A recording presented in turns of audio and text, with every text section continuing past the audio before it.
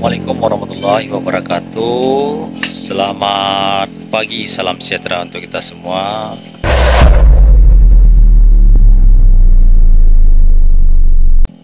Pada pagi hari ini kita berada di daerah Padang Sago, tepatnya di Nagari Batu Kalang Utara, Kecamatan Padang Sago, Kabupaten Padang Pariaman, Provinsi Sumatera Barat.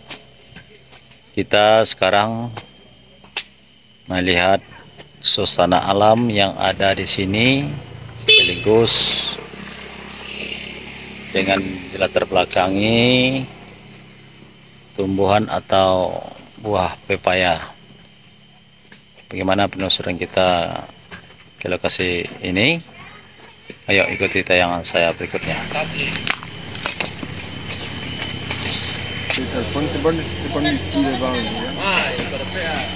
Apa serang macas tadi?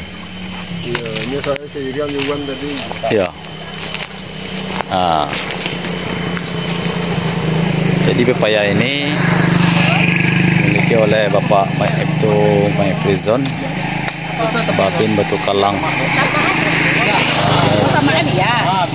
Oh, sago aja tak nih. Ngatan lu saron lu. Iya. Kalau pakai ada gerobak dalam dah. Ini ibu-ibu ini wanita tangguh ini. Wanita tangguh. Tim sabar nih Wan. Tim sabar. Tim sapu bersih. Pangan. Ya. Tim sabar. Ya. Iya. Wan. Kau ibu kau nak ada tajak ada. Mati udah kesnya saya tajam. Kau ada tajam.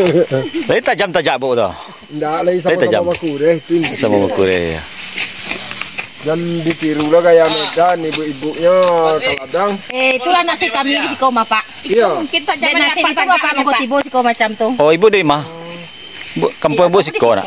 Iya kan? Siapa aja sampai cuma ibu di Medan aja deh. Oh di Medan ibu? Bukan. Nah, orang Medan Dia sampai mau rata-rata ibu dari Medan loh ke siapa kan? Itu iya. nasi kami mah. agak tua kan mau tua batang. Jadi di samping buah pepaya, ini tumpang sari namanya. Tumpang sari. Ya, ditanam cabai rawit. Ya. Kalau bahasanya kita ini ladu padi namanya. Kalau bahasanya di sana cabai rawit. Ya. Ini toke jawi nih. Ya. Toke jawi, toke pisang. Ya. Jadi beliau ini para petani andalan juga nih. Semuanya petani nih, kecuali saya. Kau tak tuang sama ibu baru. Oh, permisi dong. Mengapa Pak? Hah? Panen Bapak? Oh, jadi ini hasil dari apa nih? Ya, hasil panen ya. Kau banyak sanginnya lah dekat sekilo. Mau diko buah. Tuh. Di buah kau memang mantap kah? Ya. Kau ada padi. Kau aja mah. Kui padil do padina. Kadang-kadang Setan Jawa. Ada setan ya. Kau muat sendiri itu salah tapi kalau yang tu muat panjang kan.